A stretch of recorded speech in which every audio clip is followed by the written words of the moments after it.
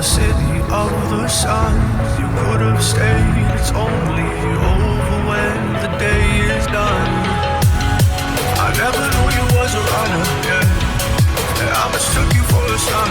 It don't matter what we think when it's all over. 'Cause this is our last chance to leave it all behind. Raise your voice and raise your power, yeah. This is our last chance to leave it all behind. Raise your voice and raise your power, yeah.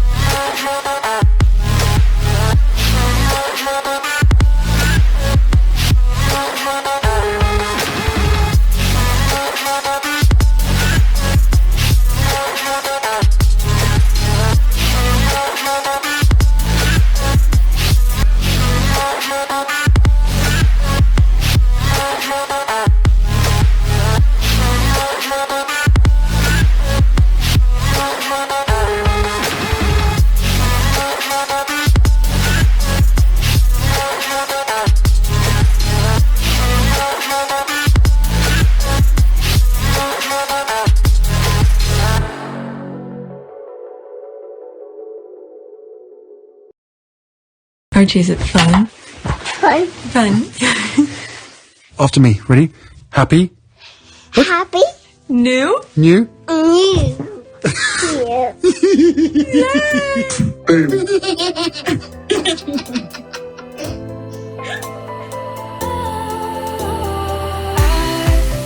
Was wrong to say I wouldn't change a thing, 'cause in the story of our lives, the best of times through color glass, time moves on enough to let me move on past, but every little now and then it creeps on back to shape my smile.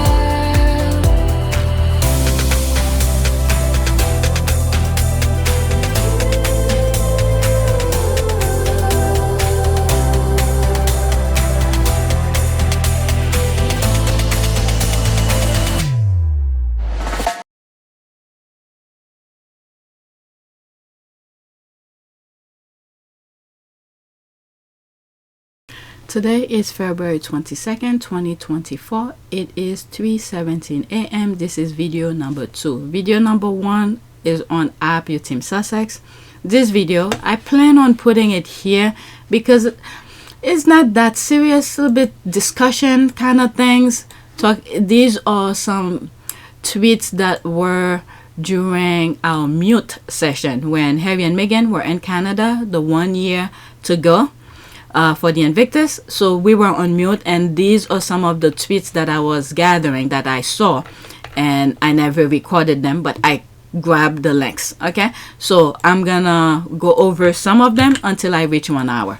Yeah, I already have one video to edit, so I'm not gonna go crazy with all of them. All right, so this is my back end, 3,710 subscribers. I believe there are some new subscribers, and this is my so let's go on Twitter. All right, this was one of the tweets we were discussing on my last video. Now for this video, this is the first one. Okay, these are very interesting topics. It was on February 14th. Okay, the way my jaw dropped. Loving families don't discriminate against their children ever. The casual way the Times throws it around is telling. Okay, so let's see here. After publishing his autobiography Spare, which detailed a childhood of being treated as a less important spare to the heir, Prince William, the Sussexes are said to be keen not to discriminate against their own second-born, 2-year-old little bit. Okay, so that's the tweet. Okay, is that Henry VIII? No, that's not him. Usually Henry VIII will bring those interesting topics. Okay, I love how royalists claim Harry was just whining about the obvious disparity and treatment between him and his brother and Spare. We all know that F kids up. That's true. You have to be fair with kids forever. But since it's the royal family, they think Harry should be immune. My goodness. They were so matter of fact about it, as if it's normal for children to not be raised equally. You see, this is the thing that they spread around the world, the classism and all of this. So they even bring it in their own home. Oh my Lord. These people are crazy. Crazy. In that society, it is normal to discriminate. In England, only boys can inherit, so Archie will get the title, all family money and properties, and better treatment than his sis. Fortunately, this is the USA, so Lily can inherit all money and properties equally, but not that English title. Okay, this one I cannot see, but there's a response to it. It's just a casual aside from them. My jaw really did drop, no exaggerating there. Character in the long run is the decisive factor in the life of an individual and of nations alike. So they are admitting Prince Harry was discriminated against. I guess so. Alright, so let's go to the next tweet.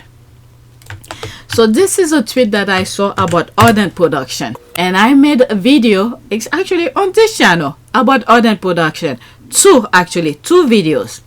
Prince Edward had a production company with his titles and his mother's Queen Elizabeth blessing. He went to America and was a failure despite his titles. Princess Michael of Kent wrote multiple books with her HRH title on the cover. There's the clown here. Oh shoot, I didn't want to click that. Archive. Okay, so that's an archive from New York Times. I didn't expect that. I'll leave the link in the description, but let me read some. Taking tea and lots of meetings, Prince Edward, producer, comes to Hollywood as pitchman. Very interesting. When I was doing my thing, I didn't see that. Okay, so let's add to it then. But that's the Ardent Production thing. Okay. Hollywood is a town that, for all the mumbo jumbo about creativity, breed, and striking sameness, and dress, Armani casual, and automobiles, anything outrageously expensive, and speech pattern, love ya, and ambition, multi-million-dollar guarantee contract, and even in the frequency with which people talk about seeking something different. But with the lord of the television industry and turmoil these days, maybe it is for a soft-spoken Englishman to break the pattern, one with almost no experience in American media. That's the key part here. Experience. But let's give him credit though. He did work under somebody. I forgot the name. Go watch those two videos that I have where I was looking to see if he had that production company. Okay, a wardrobe filled with a sort of necktie people here threw away after high school, and fondness for tales of kings and queens rather than footloose 20-somethings. Just such a young man has come to America and in a relatively short time has met with about every power in town that often takes more delight in the meeting rejected than the ones taken. The young man's agent, the courtly Southerner Sam Haskell of the William Morris Agency, said that for virtually the first time in his career, not a single person has turned down a meeting with the overseas visitor. And some, actually, isn't that the William Morris Agency? That either, no, that's the one that Harry and Meghan are under right now. Yeah, that's the agency that represents them, I think. Said that for virtually the first time in his career, not a single person had turned down a meeting with the overseas visitor, and some actually pleaded for invitation to dine with him. In short order, the visitor has lined up agreement to develop movies or series with NBC, Showtime, CBS, Paramount, and Fox Family Channel. Over breakfast, the suddenly hot, newly anointed mini-media baron set ramrod straight in a navy blazer that he never unbuttoned, pale blue and yellow tie, and a whimsical pussycat pattern, and jaunty brown suede loafers. As he nibbled on fruit and yogurt and sipped tea, he had to instruct the waitress to let it brew, so unpracticed was she in the art of preparing a cup and this latte sipping berg. He explained that great ideas, or not, his presence here was inevitable. America is where the money is, said the Kenny newcomer, Edward Windsor. So there he is here, came for the money. And believe me, when he started the Ardent production, based on what I've read so far, not on this article, from the other videos that I did, he started with millions, a lot of money. Okay, and then at the end, couple years later, he left with couple cents in the account. Okay, who spoke delightfully of our business with a bio that showed only trace of English reserve, with which he was famously raised. Mr. Windsor, who is 35 and recently married, has a checkered business record, and as it happened, is the third son of Britain Queen Elizabeth II. He is a prince, but in a realm with its own notion of royalty, generally the people with regular invitation to the right parties and those guaranteed contracts. He insists on the name Edward Windsor, or just Edward, and describe himself disarmingly as someone who, quote, just want anyone and this business wants. When it was suggested that here anyway, that means money, and that if he struck it really big, he could buy a castle, he replied dryly, or repair one. I'm laughing at this because there's a rundown. Oh my God. Alright, that was kind of funny here. Hollywood is famous for being jaded and insular, but Mr. Windsor described it as a breath of fresh air compared with the Britain he knows, and it was clear that he left many executives here starry-eyed since he began his television production company, Ardent Production. In 1993, his treatment in the British press has generally ranged from skeptical to savage, largely because of the heavy losses his company has accumulated. There it is. So he came to America to grab money. Okay, they hate anyone who succeed. That's the thing here. He's telling the truth here, even though in his business the Ardent production was a failure, but he's telling the truth here. This is what's happening to Harry now, that he is succeeding. They want everyone to stay below the crown. Okay, but the Tories is gonna show the institutions a thing or two about that. Okay, they hate anyone who succeed, said Mr. Windsor, early in the meal, served in a private suite with a single security man in attendance. And he's true about that, and we are seeing it. He added, quote, there was a much greater openness and willingness to take us for what we are here. Over there, there's more baggage, if you understand that expression. The other goes both ways. Hollywood people who have met Mr. Windsor, even executives who routinely converse with glamorous stars, stumble over their words and talking about their encounters, and admitted that they leap at project ideas partly because they will be produced by a real prince. Lindy DeKoven, an executive vice president for movie and miniseries at NBC, recently agreed to develop a miniseries about Mr. Windsor's grandmother, the Queen Mother, and said it was unlike any other professional experience she had had, particularly the first launch. I didn't even expect a meeting, Mr. DeKoven said. I really just said to Sam once, if you're having one of your parties with him, please invite me. I didn't know this was a pitch meeting until it happened. Oh my God. But I was gonna read a few, but this is interesting. But knowing what I know so far about it, but that did not put her off. She said Mr. Windsor had been talkative and was well informed about his family's background. It's not often that you have lunch with a producer who really knows something about history, Miss DeKoven said. I can't put my finger on it and say why, but it was kind of awesome. Miss DeKoven insists that she will never commit millions of dollars to a project just because the producer was related to a monarch, but she did concede that Mr. Windsor was certainly not a veteran at television. There it is. Okay, they were curious to know how you sell project and everything, said Miss DeKoven, referred to Mr. Windsor and his development executive, Nigel McCreary. I was kind of surprised at some of the things they were asking. Mr. Windsor said he understood that inspiring awe is not enough. He knows he must prove himself with his production, not his name alone. So far, he has sold ideas which may not make it to television screen unless the quality satisfies the networks. Oh my god. He wants to produce documentaries, detective shows, and historical dramas, he said, but considered that he was probably destined to have his failure remembered more than his success. Okay, quote, "There are other names of many producers you'll never remember no matter what they do," Mr. Windsor said. "Unfortunately or not, I won't ever have that." He has had his share of misfire in Britain. Its Warrior Knockout, which he produced in 1987, was a game show to raise money for a charity. The show was generally considered an embarrassment. He later produced Annie's Bar, a political satire that went for one episode. What? One episode and then was dropped. I didn't know about this. This article would have been perfect for the video that I did about him when I was trying to find out what the Ardent production was.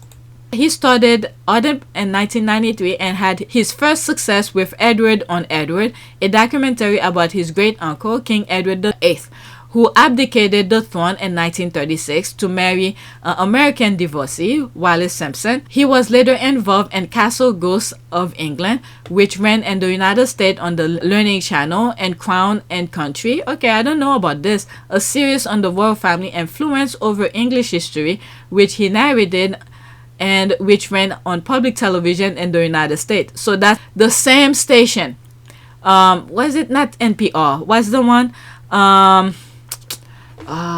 Let me look for it because now it's in my head. I had to look it up. PBS. Okay, when I talk about that, about PBS, I went on explaining how Trump was trying to defund it and all of that. Okay, so that's a public television. Earthshot Price 2023, season 2023 on PBS. PBS was the one who aired it. So it seems like it went, what is it? Edward thing went on the same thing too. Okay, Learning Channel. Okay, so that's different. This is how do you call this, cable television. Crown and Country, a series on royal family influence over English history, which he narrated and which ran on public television. This one, PBS. Okay, in the United States, he has started developing another documentary, potentially for CBS, on the paparazzi who have bedeviled members of the royal family. Huh, very interesting. They all know, but they kept them off shut. But anyway, the reason I said that is the thing that Harry and Meghan went through. Alright, he feels obligated to produce occasional shows about the royal family, he said, but is much more interested in doing more of the sort of show ideas he sold recently to the show. Oh my god, Showtown cable channel. One is a new movie version of Mark Twain's story, The Prince and the Pauper, appropriately enough, the tale of a prince who trade places with a lookalike commoner. He is developing 2 other movies for Showtime that could involve budget totaling more than $10 million if they are completed. Oh my god, why so much? Mark Zakarian, executive vice president at Showtime, who is developing a movie idea with Mr. Windsor, said it had been a head experience. Quote, "You do get jaded in this business," Mr. Zakarian said. "You meet the Hollywood stars, but there is a curiosity as to how these guys, meaning British royal, are different. Did I tell my wife before I went to the first meeting that I was meeting a prince?" asked Mr. Zakarian. "Sure, I did." He said he was impressed that Mr. Windsor clearly intended to be intimately involved in the production and not just lend his name. Quote, "He does what all real producers are supposed to do, but often don't," Mr. Zakari said. "He picks up the phone and calls her talent and asks them to get involved in the project." Mr. Windsor said, is that the last part? Okay. Mr. Windsor said he liked that part of the job best, mixing with commoners in a common enterprise and feeling useful. "I do enjoyed it because it's what the business is all about," he said. "You feel like you're part of the team. Our business demand that." Okay. So there's some correction here. A correction was made in September 9, 1999. A picture caption in the art page on September 1st made an article about a business trip to Hollywood by Edward Windsor. Prince Edward of Britain misstated the year of a Canadian trip by his great uncle, who became King Edward VIII. It was 1919, not 1936, the year of the king's abdication. How we handle correction. Okay, so he came, but whatever. All right, so there's more here. The reason she put this is because how the royal family used their name to advance themselves and business deals and all of that. Harry and Meghan are doing their thing. And then Edward, what did he went to school for? I know he went to military school, but he quit. And then there was something that he did. But if this is what he really wanted to do, he should have go and study it. Maybe he would have been good at it. And this is why I said with Harry and Meghan, you know, they complement each other. Harry may not have understand how the production things work, but with Meghan could help guide him in certain things. He may have the idea of doing something, and Meghan may know how to process it to the industry, okay, television and all of that, the docuseries and all of that. But anyway, so this is the next one. Princess Michael of Kent, who is married to the late Queen Elizabeth's first cousin, wrote multiple books with her HRH title on the cover. All right, so there's all of that. All right, so what is that now? Okay, Queen Camilla's nephew, Ben Elliot, sold access to King Charles. He is monetizing his relationship to King Charles and Queen Camilla. His children participated in the coronation ceremony. Okay, this one is 59 seconds. There'll be some screenshot. I call this excess capitalism. So we have now a culture here which has become that if you have got an address book, then monetize it to the best of your ability. When Ben saw that we were philanthropists and some of our work overlapped with that of the Prince of Wales, he suggested that it would be very useful for us to see the work at Dumfries House and to meet with him and engage in a dialogue. So he arranged for this visit in 2013 when we went out to Dumfries, and where I had the chance of meeting the Prince of Wales for the very first time. And there were also other global elite members on that visit as well. If it wasn't for Ben Elliot, it would not have been easy for us to have ever been introduced to people at that level. Okay, so that's that. His title was the only reason he got into rooms. Yeah, that's it. But he's not Edward Windsor, movie mogul, because he had nothing else to offer. Yep, okay. Edward Windsor work experience, third son of Her Majesty Queen of... Oh my God. He had his mother's blessing. Yeah, but was it?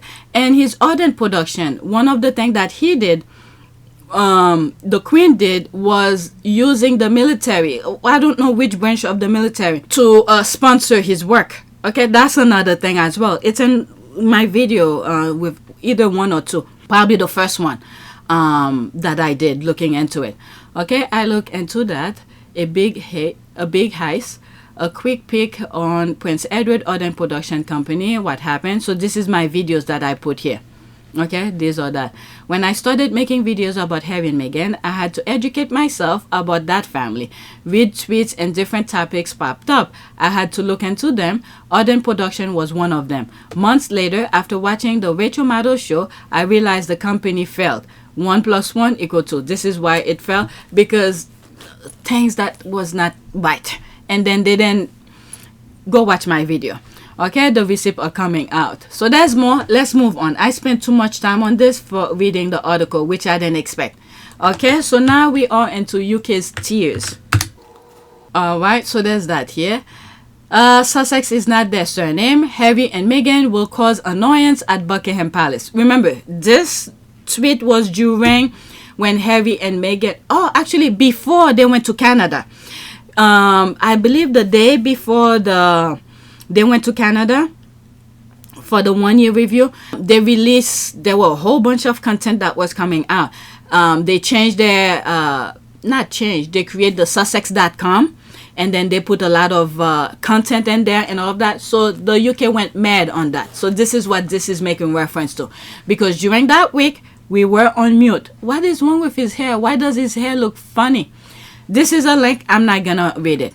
Okay, racist old white man, and you still look lavender pink. What's up with that? And where is Kate? Okay, a bunch of clowns sitting around all day with one subject, to name only You all need to be fired. Let it go. Okay, after her divorce, she retained the title Sour Duchess of York. When Fergie married Prince Andrew, she received the title of Her Royal Highness and the Duchess of York. After their split, her title became Sour Duchess of York, as is the customary style for former wives of peers. Okay, so that's that. Let's move on. Another word, the ex-wives still keep the title. It's just the way they named it. They switched the name around. Next tweet. She hasn't gotten over the fact that Prince Harry chose Meghan over the whole bunch of them, including the royal family. So she retweeted that.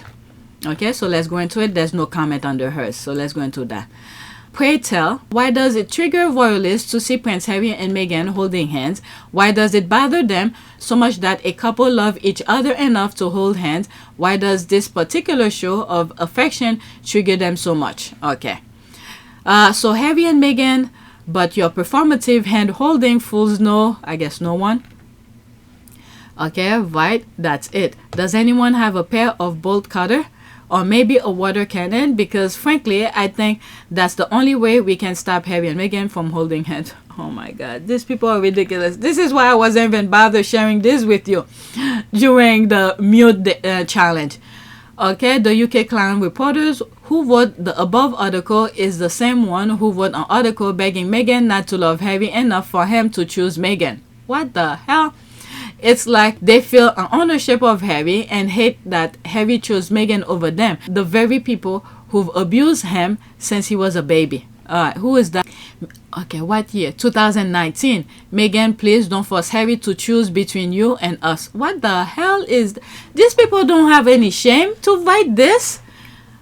Meanwhile, there's Harry trying to get away from them. Whenever he has free time, he used to hang out in Africa. Okay, let me read what's there. Am I alone and feeling absolutely dismayed that the Duke and Duchess of Sussex are suing a tabloid newspaper over invasion of her privacy? That's her privacy, not yours. Okay, that's a radical question. I know for a fact that a great many of you share my consternation because when I wrote an open letter to Meghan in early July, I was inundated with sometimes anguished correspondence. Oh my goodness. Okay, but the thing is that it's funny how the squad got those receipts. That was back in 2019. I wasn't really too much into Harry and Meghan back then. Okay, jealousy. If the other one did it, then they will be saying how sweet it is. Exactly. Judith Wood's last ultimatum asked that Meghan not force Harry to choose between herself and the UK public. Well, look how that turned out. The ground at Whistler was icy and slippery. Harry was lending support to his wife. Why does she knows every detail about Harry and Meghan visit anyway? Judith is demented. Okay, that Judy Wood shame tree is dead and buried. I've never seen anyone who's so little cringe reflex. Oh my God. Alright, they especially don't like it because Harry actively seek out Meghan's hand. They accuse her of clutching onto him, but it's Harry that wants to clutch onto Meghan. It's true. If you see this, that's it. Let me move on. I need to start editing now. Okay, after I finish this group of tweets, I'll stop because there's plenty more, but I guess occasionally I'll record some of them. Next tweet. Repost for the world to see. Okay, what is that?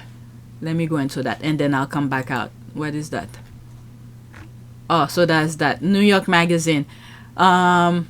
Prince Harry has reportedly angered the royals by saying nice things about King Charles in a Good Morning America interview. Although he offered no detail on the King cancer diagnosis in his interview today, people are still mad. This too is masterclass. It needs to be reposted as much as possible. This is great. Thanks for posting. Brilliant. This is good. Okay, so this is American newspaper who's saying how crazy the UK is. So what is that? It's so mind-blowing how he and Meghan are treated. I went to the wedding, was front and center on the long walk, and the love of the crowd for them earth-shattering. And for the media to poison people like they have is just bonkers. Yeah, I'm telling you, this is crazy. The way the media is working. And this is why YouTube and all the mainstream media refuse to show the truth because they know people. Oh my God, this is crazy. This is crazy. They all are part of that. YouTube, and all of them are part of that. Okay, everyone is getting it. Everyone is seeing to the facade. The account is suspended. I missed the tweet. So good. Okay, what account that's suspended? This one, righteousness. So I went in it. It's there. It's reposted. But anyway, let's move on. Next tweet. I have one more. Okay, sorry for the eye abuse, but look at Kate's dress. Okay, I think I shared this, but whatever. Okay, the main reason that I shared that is because of what do you call this? They didn't want to participate. The First Nation did not want to participate. Okay, not the close. Canada First Nation chief won't join UK royals for empty gesture ceremony. Grand Chief Stuart Phillip denouncces symbolic British Columbia event with William and Kate, calling it a public charade amid Indigenous. Okay, so they see to their nonsense. They didn't participate. Okay, so if you go on our part of Pew Service, you'll see the gifts that they give Harry and Meghan to give to the kids and all of that. And one of the things, these Indigenous people, they understand what's going on. I spoke about it in that video. I just burst out laughing. All her old pictures make me laugh. Girl wore the most atrocious looking clothes. I think it's the institution who's making her wear these things. You know, I don't want to talk about that. I'm not really a fashion person, but there they are. But the main reason that I posted is that the First Nation chief did not join them when they went to Canada. Okay, so there's this you could read while I look for the other tweet. Okay, so this is about Well Central Kitchen. Did I post it twice? Okay, this was supposed to be on our part. Okay, I shared that on my last video on IPU Team Sussex, but I'll let this play for the sake of it. Everyone wants to partner up with the Sussexes. They are just miles ahead of the royal family. Let's listen. Run out of time. You're partnering with Prince Harry and Meghan Markle as well to build community relief centres in regions hit by natural disasters. The structures are meant to function as schools, as medical clinics, community centres. They can essentially become whatever is needed. Tell us about that project, why it made sense to partner with these two people. Listen, it's no doubt that Prince Harry and Meghan, they are people of action. Obviously, they bring a wealth of possibilities. Having them joining us, supporting what we are doing, is great to have people like them supporting our organization that we were very small 10 years ago, but that over the last years, you know, take a look on this pandemic alone. We've been feeding people not only through the pandemic, hospitals and beyond, but we've been in fires, in hurricanes, in the explosion in Beirut, in Lebanon, in back-to-back hurricane category 5 in Honduras, Colombia. We've been in so many countries in this pandemic around the world. For me, it's an honor to have those two individuals supporting us and working together. Prince Harry has told me, Jose, next opportunity, I want to be there on the ground with you. They've shown before that they've been there next to the people, even when the cameras were not around. I love that they are supporting us and supporting many other organizations. This one, I'm not even going to talk because The school you can see behind me was devastated by Hurricane Maria back in 2017, and in fact it took a whole 2 years before pupils were allowed back on site. I'm now here with my colleague Jason to announce the completion of the first of our community relief kitchens. The kitchen will be used primarily to feed the needs of the 67 pupils here at the school, but we'll also be offering culinary training to the wider community when the school's not in session. We've been able to design the kitchen in such a way that it's resilient to future disasters and will be activated as a service kitchen to meet those needs if it arises. We really like to extend our thanks firstly to ResDM, the local partner on the ground here, and also to Meghan and Harry's Archwell Foundation, whose support have helped the project become possible. Last question before we run out of time. You're partnering with Prince Harry and Meghan Markle as well to build... I covered this already, so I don't need to talk. It's on several videos already. Alright, so let's do a prayer. I have more, but these will be for another video. I don't plan on recording again tonight. I have 2 videos to edit, and I'm starting to cough for no reason. Alright, let's do prayer. Prayer for... Okay, I'm gonna choose this because this is something that I've done so many times, but I'm gonna look for an image. Whatever's here. Okay, what is that? Oh, damn, it's blurry. testimony, dear prayer partners. Okay, it's very blurry. A prayer for when I'm tempted, prayer for the test. No. Okay, let's do this. Prayer for prosperity in the home. Dear God, we ask for your abundant blessing for our home and family. Please help us prosper in all aspects of our lives and our finances, careers, and relationships. Fill our home with bountiful harvest and let it be a place of abundance, peace, and limitless prosperity. Guide us in making the right decision and help us stay eternally grateful for the blessing we receive. We ask in Jesus' name, amen. Okay, I feel like I read this, but I'm gonna leave it as that. Please take a moment to subscribe, like, and share. If you want to support this channel, there's a PayPal link and a Cash App link in the description. You could donate. Those who have donated, thank you.